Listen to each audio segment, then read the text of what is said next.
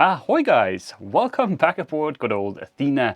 After having spent about a month in Plymouth working on various boat projects, we are finally back on the go. Our plan is to wait here in the lovely Helford River until we can either get a weather window to go to Brest in France, or if we're really lucky, a weather window to go direct to Spain.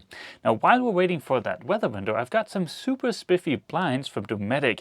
I've got blinds for both our port lights and for our hatches that we can install. My name is Mess, this is my wife Ava. I've spent the last 5 years on a somewhat extensive refit of our 1987 Warrior 38 named Athena. That was a DIY fun-packed adventure complete with a very extensive osmosis treatment, building a new rudder using vacuum infusion, rebuilding the entire deck, gutting and subsequently rebuilding most of the interior, painting the topsides, and a ton of other projects. The summer of 2021 we started cruising full time. Now we're finally ready to begin our adventure. This week started out with beautiful sunny weather. After having untied our lines and gotten out of our berth in Plymouth, we waved goodbye to our good neighbors and headed to the fuel dock. Knowing that we have a 300 to 400 nautical mile passage in our near future, it makes a lot of sense to top off our tanks despite the currently sky-high cost of fuel. We spent a scorching hot, windless day motoring from Plymouth to Helford. On the way here, I noticed that we were only managing about 4 knots at 1600 RPMs. So as soon as we dropped the hook, I jumped in the water to check the prop and the hull. Should have about 45 minutes worth of... Let's rewind real quick to 2018 when I just finished Athena's osmosis treatment. I chose to apply copper coat, which is an anti-fouling that consists of really fine copper dust and a special water-based epoxy. The downside to copper coat is the cost. I think it cost me the equivalent of $2,000 to apply copper coat, but the big upside is that it can last 10, 15 or even 20 years.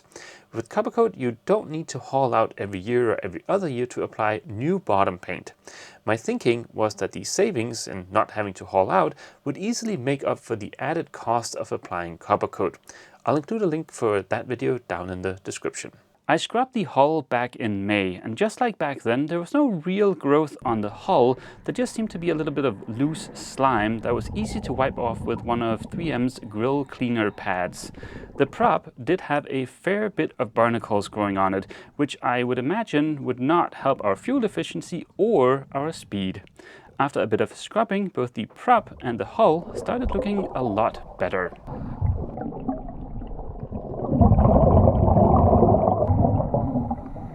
While I was scrubbing the hull, I noticed something kind of interesting. When I scrubbed the hull the last time back in May, I left a little section of the hull unscrubbed just to see what would happen. And that unscrubbed section of the hull had no more growth than the rest of the hull. So that's kind of interesting. I've left it unscrubbed still, and I guess we'll see what's happened to it in another 3 months or so, or whenever I jump in the water the next time. I know there was a little bit of growth on the prop, but the prop didn't get copper coat. In fact, I don't think the prop got any treatment at all because I was running out of time. But yeah, so far I'm really pleased with my decision to apply copper coat to the rest of the hull. It's performed really well, and I am very interested to see what's going to happen in the next few months when we start heading south to warmer waters. Helford is a lovely place. We got a chance to go ashore yesterday just to check things out, and it's beautiful. But there's something else that's special about Helford. I believe there is a children's game called Connect 4. Well, here in Helford we're playing a different game called Connect 3 YouTubers. There is Ava and I here aboard Athena, then there's Dom and Kali aboard Kadoa, and then behind them are Zach and Becca aboard their boat. More than likely you guys already know Kadoa. We've hung out with them a few times before. Now Zach and Becca are also on their way south, but they're going to go a slightly different route than Ava and I. They're going to go more direct to the southern part of Portugal, I think. But I'll include links for both of those 2 channels down in the description. Over the years, quite a few of you guys have noticed my weight optimized curtains here aboard Athena. Yes, they are paper towel taped in place. I put them up to avoid direct sunlight coming into the boat for when shooting video. Now since Ava moved aboard the boat, we've had them up also for privacy reasons. To have Athena seem more finished, there's a long list of things I need to fix. Like for instance, we need to put fake leather on the headliner so that it's also permanently attached so it doesn't dip down over here. There's wires dangling places, there's this bit over here, stuff like that. But a really low-hanging fruit that we could take care of to make the boat seem a lot nicer is to get rid of the paper towel curtains. Dometic sent us two different types of blinds. There are these guys here, which are for our port lights. And then there are these square guys, which are for the hatches. These are called Ocean Air Skyscreens, and they incorporate both a blind and a net to keep out insects. The way these work is really cool. On one side there's the insect screen, and then on the other side there's the blind, and then you can just pull whichever one you want across. But yeah, hopefully we'll show them in action a little bit later in the video. Installing the blinds on the port lights is going to be super simple. Depending on the size of the blind, it's either 3 or 2 screws and then some kind of fastener to hold them down, and that's it, you're done. Now normally it would also be super simple to install the Skyscreens, but these do require a flat surface to be mounted on, and in Athena's case her foredeck is very curved. So before we can install the Skyscreens, we first have to make sure that we have that flat surface to install them on. To make that flat surface, I have enlisted the help of our friend James from JLA Joinery. We were fortunate enough to be able to spend a couple of weeks in James' amazing workshop back in January making some trim for Athena. That was a lot of fun, besides the somewhat severe case of workshop envy I came down with.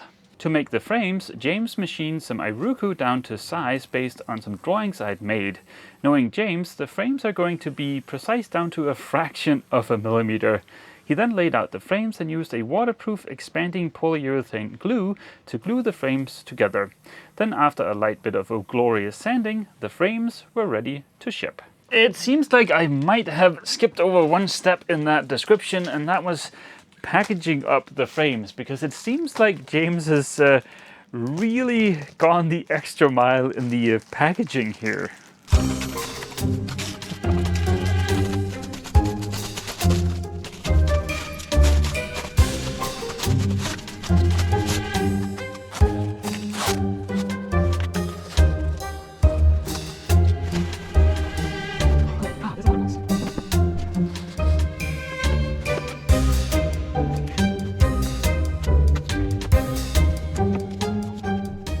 James did such a good job packaging these frames, and they look beautiful. Thank you so much, James.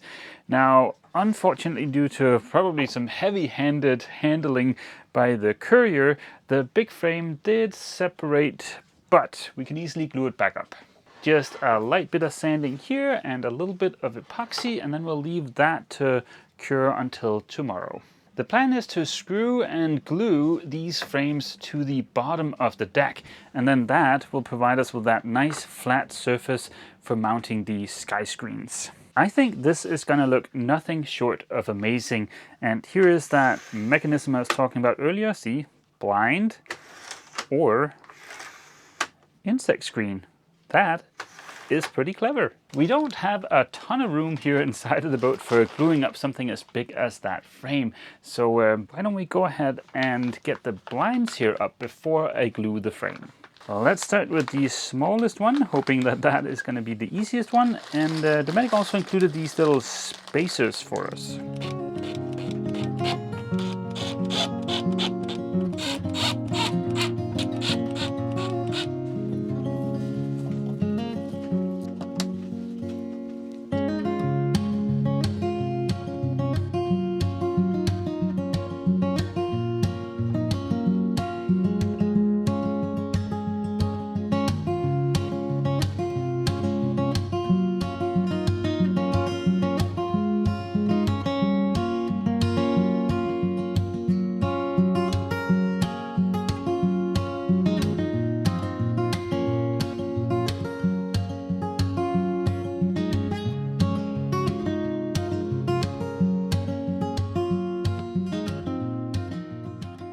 that is all of the blinds here in the saloon installed. I think they look really great, and Ava and I both like how when they're folded up, they take up almost no room and, well, you hardly even notice them. To get rid of the pesky sun or curious neighbors, all we do is just unsnap these three little doodads, and then it just simply folds around the bottom here and gets held in place.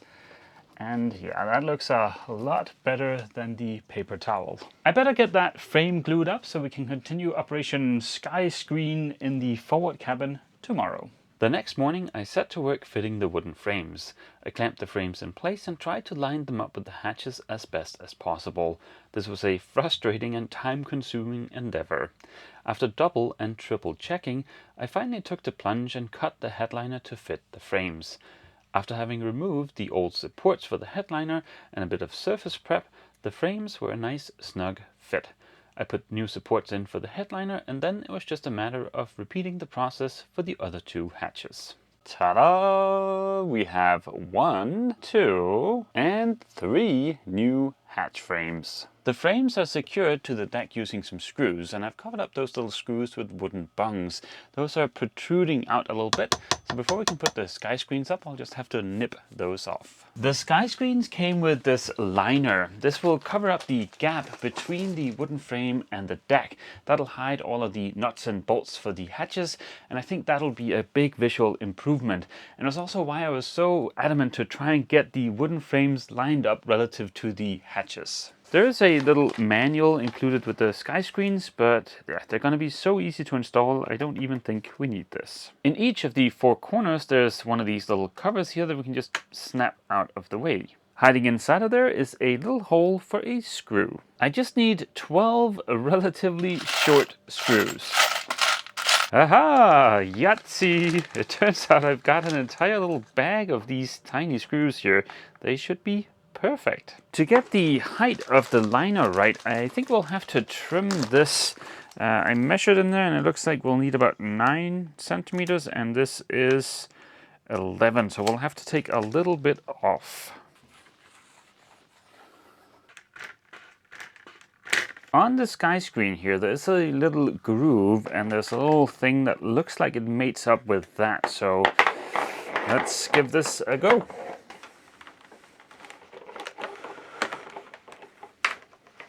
To cover up the seam, this little guy was included.